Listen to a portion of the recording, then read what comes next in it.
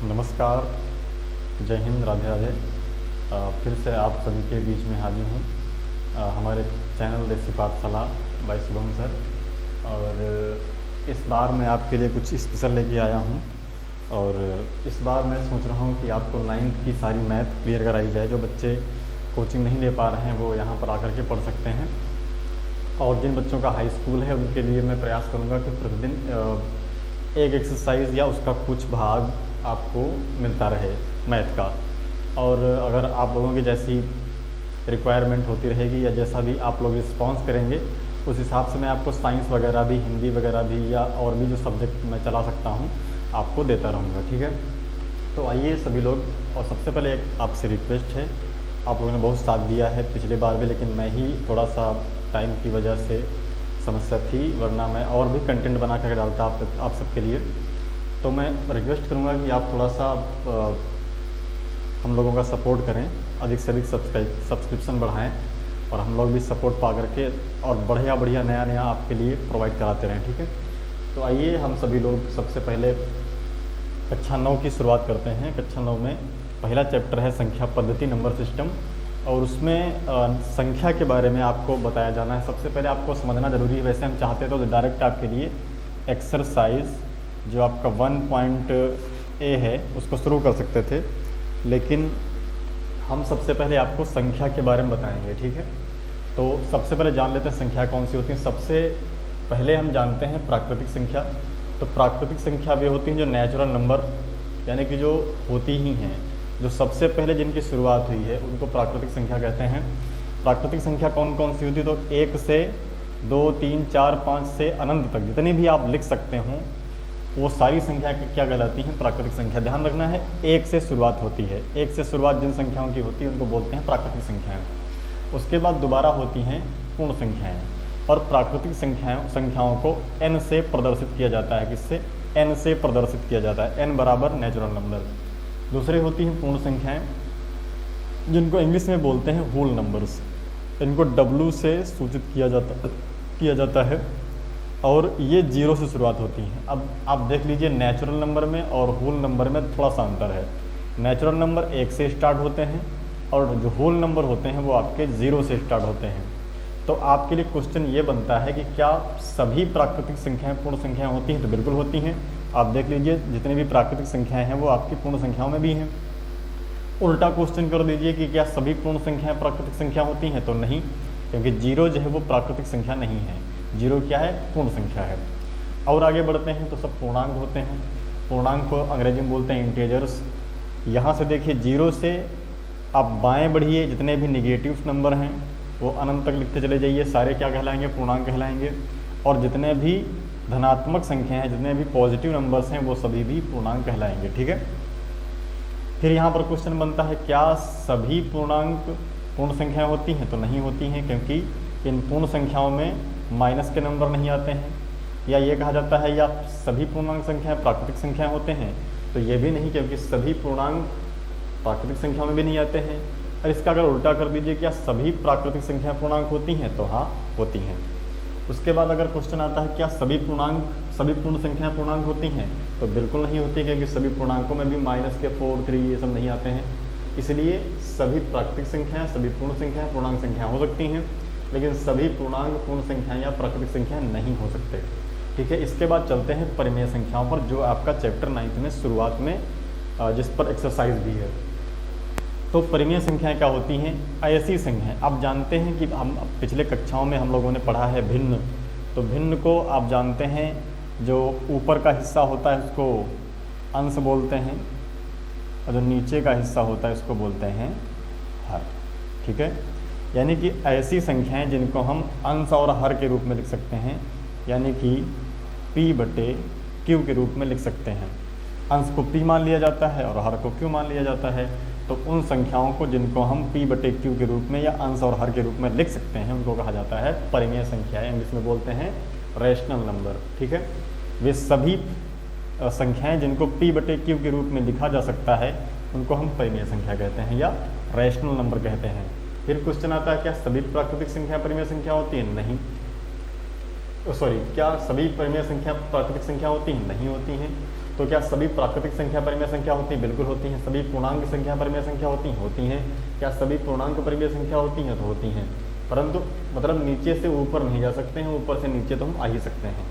इसके बाद आता है अपरिमेय संख्याएं, यानी कि अब जैसे इसके एग्जाम्पल के तौर पर देखा जाए तो हम जैसे देख सकते हैं 1/2, 2/3, 3/5, 6/7, ये सारी संख्याएं जो हैं परिमेय संख्याएं हैं।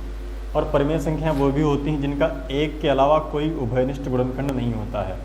ठीक है, वो डिटेल में आपको आगे भी समझाया जा सकता है, लेकिन थोड़ा सा समय कम है, हम जल्दी से पहुंचेंगे एक्सरसाइज पे। तो अपरिमेय संख्याएं क्या होती हैं? अब ऐसी संख्याएं जिनको P/Q के रूप में नहीं लिखा जा सकता है, ठीक है, उनको बोलते हैं अपरिमेय संख्याएं। जिनमें जितने भी आपके अभाज्य संख्याएं हैं और उनको रूट में लिखा जाए, जैसे आपका एक तो पाई हो गया, पाई भी आपका अपरिमेय संख्या है। दूसरा आपका √2 हो गया, √3 हो गया, √5 हो गया, √7 हो गया। ये सारी संख्याएं जो हैं इनको हम P/Q के रूप में नहीं लिख सकते हैं, इसलिए इनको बोलते हैं अपरिमेय संख्याएं। ठीक है, इनको भी हमें पढ़ना पड़ेगा डिटेल से। तो मतलब मुझे लगता है कि आपको ये सारी चीज़ें क्लियर हो गई होंगी। क्लियर होना बहुत ज़रूरी, क्योंकि पहली वाली एक्सरसाइज में आपके सवाल यहीं से बनने हैं। ठीक है, तो फिर से देख लेते हैं। सभी प्राकृतिक संख्याएं पूर्ण संख्या होती हैं। सभी प्राकृतिक संख्याएं और पूर्ण संख्याएं पूर्णांक होती हैं। सभी प्राकृतिक संख्याएं पूर्ण संख्याएं पूर्णांक परिमेय संख्या होती हैं। सभी प्राकृतिक संख्याएं पूर्ण संख्याएं पूर्णांक परिमेय संख्याएं होती हैं। लेकिन ये चीज़ें अपरिमेय संख्या नहीं हो सकती हैं। ठीक है, उल्टा चलते हैं तो सभी परिमेय संख्याएं पूर्णांक नहीं होती हैं, सभी पूर्णांक पूर्ण संख्या नहीं होती हैं, या सभी पूर्णांक प्राकृतिक संख्या नहीं होती हैं। ठीक है, इतनी चीज़ आपको क्लियर हो गई। अब जैसे एक और चीज़ आती है, क्वेश्चन भी आपका आता है, क्या 0 परिमेय संख्या है? तो हाँ बिल्कुल है, क्योंकि 0 को /1 के रूप में, 0/2 के रूप में हम लिख सकते हैं, इसलिए 0 एक परिमेय संख्या है। 0 से बाएं बढ़िए आप तो -1 मिल जाएगा आपको, और इसको आप मतलब जिसके नीचे कुछ भी नहीं उसके नीचे 1 तो होता ही, ये भी परिमेय संख्या हो सकती है। तो 2 भी लिख सकते हैं, इसके नीचे हैं, 3 भी लिख सकते हैं, इसके नीचे हैं, यानी कि ये सभी परिमेय संख्याएँ हो सकती हैं। लेकिन बस एक चीज़ और होती है, किसी भी संख्या के नीचे आप 0 नहीं लिख सकते हैं। किसी भी संख्या के नीचे 0 आप नहीं लिख सकते हैं। क्यों? क्योंकि ये छोटी कक्षाओं में भी पढ़ाया गया था कि किसी भी संख्या को यदि 0 से गुणा किया जाए या 0 से भाग किया जाए तो भागफल या गुणनफल आपका 0 ही बचता है। आई बात समझ में? ये आपका क्लियर हो गया है। तो अब चलते हैं एक्सरसाइज 1.1 पे। ठीक है, तो चलिए अब देखते हैं पहला क्वेश्चन अभ्यास 1.1 का। फिर से रिक्वेस्ट करता हूँ आप सभी को कि आप लोगों ने अगर पहली बार इस चैनल पे आए हैं तो प्लीज़ सब्सक्राइब जरूर कीजिएगा और इसको आगे बढ़ाइएगा अपने मित्रों में। तो अभ्यास 1.1 का पहला सवाल है, क्या 0 एक परिमेय संख्या है? क्या इसे P/Q के रूप में लिख सकते हैं, जहाँ P और Q एक पूर्णांक हैं और Q बराबर नहीं 0? तो अभी आपको हमने बताया है क्या 0 एक परिमेय संख्या, तो बिल्कुल 0 एक परिमेय संख्या। अभी हमने आपको बताया था लास्ट में कि 0 को परिमेय संख्या के रूप में लिख सकते हैं। तो आप इसके उत्तर में लिख सकते हैं हाँ, 0 एक परिमेय संख्या है।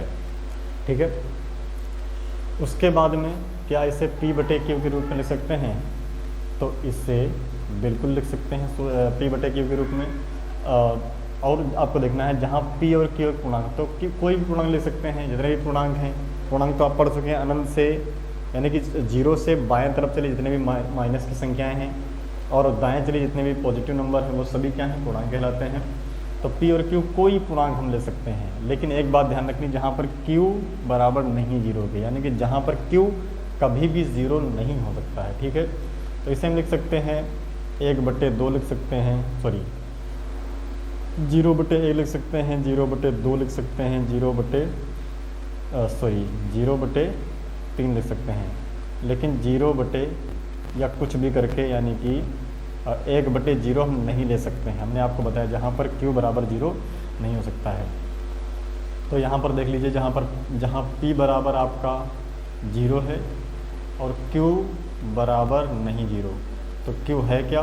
तो q बराबर आपका 1 है, 2 है, 3 है। तो यानी कि इस प्रकार से हम ये बता सकते हैं कि शून्य एक परिमेय संख्या है और इसको हम p बटे q के रूप में भी लिख सकते हैं, 0/1, 0/2, 0/3 लिख सकते हैं। जहाँ पर p तो हम 0 ले सकते हैं, लेकिन q 0 नहीं। आप देख सकते हैं q 0 नहीं है, q क्या है, 1 है, 2 है, 3 है। तो इस प्रकार से हम इसको परिमेय संख्या के रूप में लिख सकते हैं।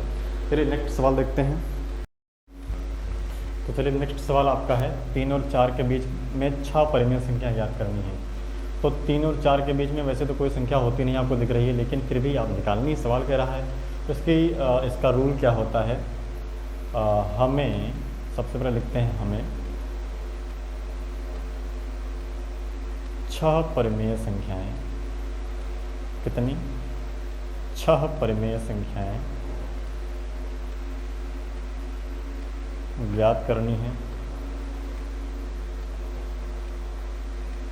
इसलिए 6 ज्ञात करनी है तो आपको सिर्फ इतना करना है कि 6 और भाई जितनी ज्ञात करनी, 6 ज्ञात करनी, उसमें सिर्फ आपको 1 जोड़ देना है।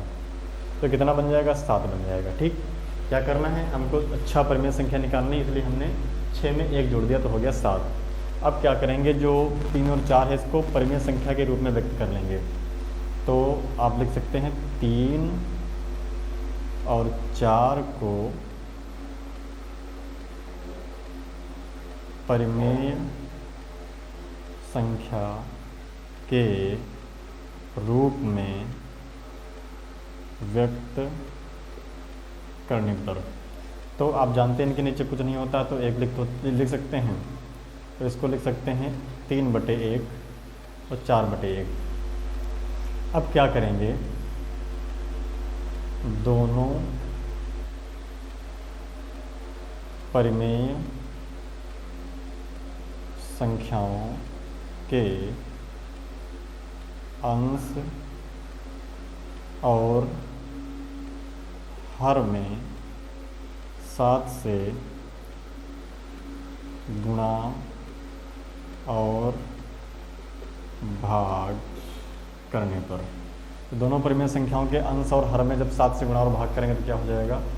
सबसे पहले 3 के लिखते हैं, तो 3/1 गुणे 7/7, गुणा भी हो गई और भाग भी हो गया। इसके बाद में जो दूसरी संख्या है 4/1, इसमें भी हम 7 से गुणा करेंगे और 7 से भाग करेंगे। तो अब इसको निकाल लीजिए, तो 3 और 7 गुणा करेंगे तो 3 7 21 हो जाएगा और 7 1 7 हो जाएगा। ये एक संख्या प्राप्त हो गई हमको। और इधर 4 7 28 हो जाएगा और ये हो जाएगा 7 1 7। तो आप देख सकते हैं इतना करने के बाद में हमको 21/7 और 28/7 नाम की 2 परिमेय संख्या प्राप्त होती हैं। अब इनके बीच में आप देख सकते हैं कितनी संख्या बन सकती हैं, आराम से 6 संख्या बन जाएंगी। तो 21 और 21/7 और 28/7 के बीच में क्या लिख सकते हैं हम, तो 21/7 लिख सकते हैं, फिर लिख सकते हैं 22/7 और फिर लिख सकते हैं 23/7, फिर लिख सकते हैं 24/7, फिर लिख सकते हैं 25/7, फिर लिख सकते हैं 26/7, फिर लिख सकते हैं 28/7। आप देखिए इनके बीच में 6 परिमेय संख्या निकल चुकी हैं। 21 22 23 24 25 26 सॉरी 27 तो रह गया, 27/7 और ये 28/7। तो आप देख सकते हैं हमने 6 संख्या निकाली, 1 2 3 4 5 6। ठीक, यानी कि यही आपका आंसर हो जाएगा। ये आपका सवाल सिद्ध हो गया। ठीक है, अब चलते हैं अगले सवाल पे। इसको नोट करते रहिए, इसका स्क्रीनशॉट लेते रहिए। तो आइए, ये आपका अगला सवाल, तीसरा सवाल है। 3/5 और 4/5 के बीच 5 परिमेय संख्या निकालनी है। आपने पीछे देखा था 3 और 4 के बीच में आपको 6 परिमेय संख्या निकालनी थी। इसमें आपको 3/5 और 4/5 के बीच में 5 परिमेय संख्या निकालनी है। प्रोसेस वही रहेगी। पहले क्या था कि आपको हर नहीं दिया था, परंतु इसमें आपको हर भी दिया है। कोई दिक्कत नहीं है, प्रोसेस आपको वही करनी है। चलिए इसको हल करते हैं। तो सबसे पहले चूँकि 5 परिमेय संख्या ज्ञात करनी है, कितनी, 5 परिमेय संख्याएं ज्ञात करनी है, 5 परिमेय संख्याएं ज्ञात करनी है। अतः हमने पिछली बार क्या किया था, 6 निकालनी थी, 6 में 1 जोड़ दिया था। अभी 5 निकालनी है तो 5 में 1 जोड़ दीजिए, कोई दिक्कत नहीं। तो कितना हो जाएगा, 6 हो जाएगा। फिर हमने क्या किया था, आप ज़रा फिर से याद कीजिए। फिर हमने क्या किया था कि इन दोनों संख्याओं के अंश और हर में हमने 6 से गुणा और भाग कर दिया था। तो आप फिर लिख सकते हैं कि 3/5 और 4/5 के अंश और हर में 6 से गुणा और भाग करने पर, ठीक है।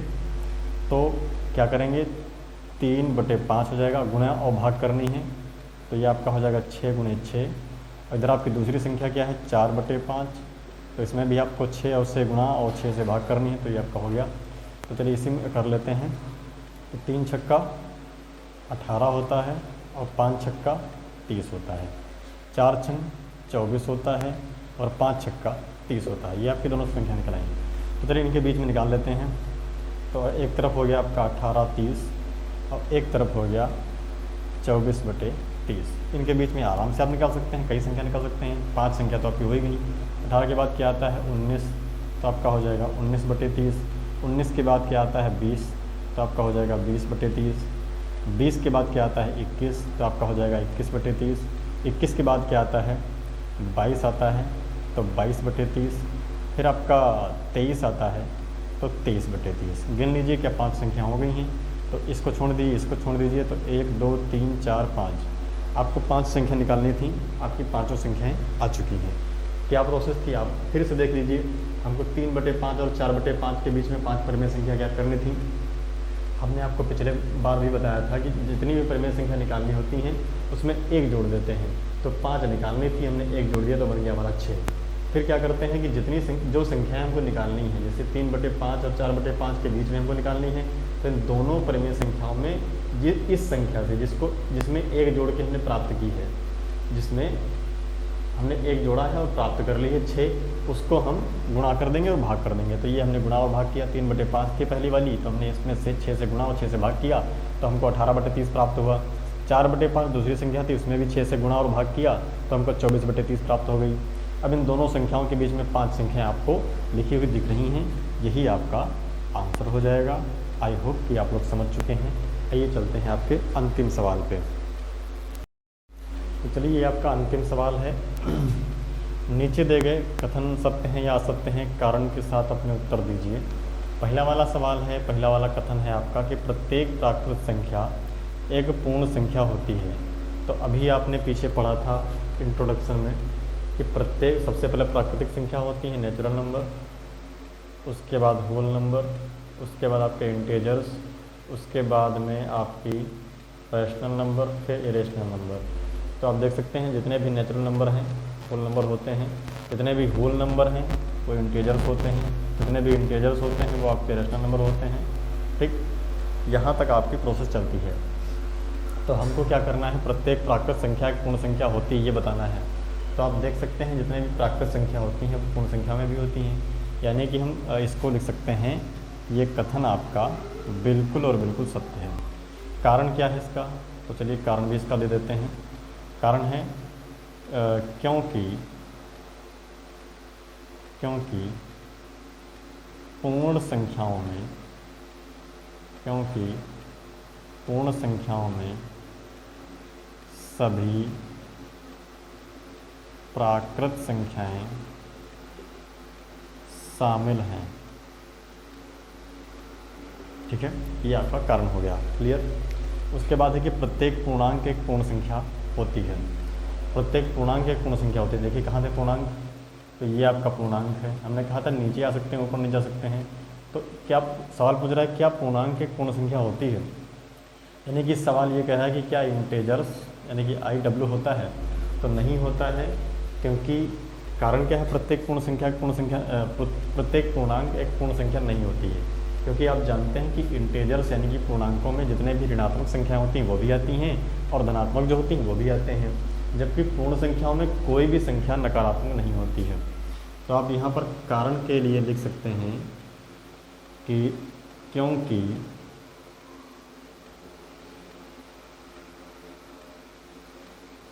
क्योंकि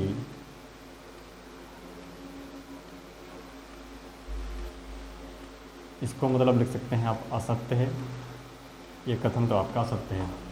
क्योंकि क्योंकि दोबारा लिखिए, क्योंकि कोई भी पूर्ण संख्या, कोई भी पूर्ण संख्या ऋणात्मक नहीं होती है। ठीक है, ये आपका कारण हो गया। अगला है प्रत्येक परिमेय संख्या पूर्ण संख्या होती हैं, तो ये भी आपका असत्य है, क्योंकि परिमेय संख्याएं पूर्ण संख्या या पूर्णांक नहीं हो सकती हैं। क्योंकि कारण क्या होता है कि परिमेय संख्या में तो बहुत सारी अन्य प्रकार की भी संख्याएं होती हैं, आपको आगे बताया जाएगा। तो अब पूर्ण संख्या में ऐसा होता नहीं है, तो आप कारण में लिख सकते हैं। एक तो आपका जो उत्तर होगा वो असत्य हो जाएगा, क्योंकि हम आपको पहले बता चुके हैं कि उल्टा हम जा नहीं सकते। तो परिमेय संख्याओं में, क्योंकि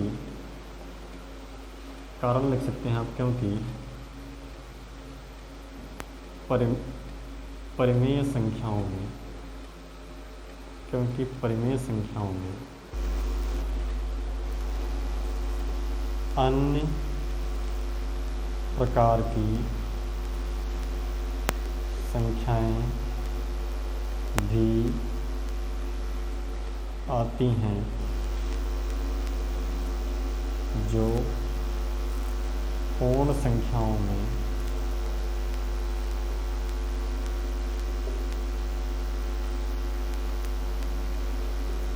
नहीं आती हैं। ठीक है, आई होप कि आप लोग पूरा अभ्यास कर चुके होंगे, समझ चुके होंगे बहुत अच्छे तरीके से। पहला, दूसरा, तीसरा तीनों कथन आपके, और इसमें से पहला वाला आपका सत्य हो जाएगा, दूसरा वाला असत्य हो जाएगा और तीसरा वाला भी असत्य हो जाएगा। कारण मैंने आपको दे दिए हैं, और यदि आपको समझ में आया है तो आप प्लीज़ इस वीडियो को लाइक कीजिएगा, आगे शेयर कीजिएगा और सब्सक्राइब कीजिएगा। ठीक है, थैंक यू सो मच, और अगली वीडियो आपको कल मिल जाएगी।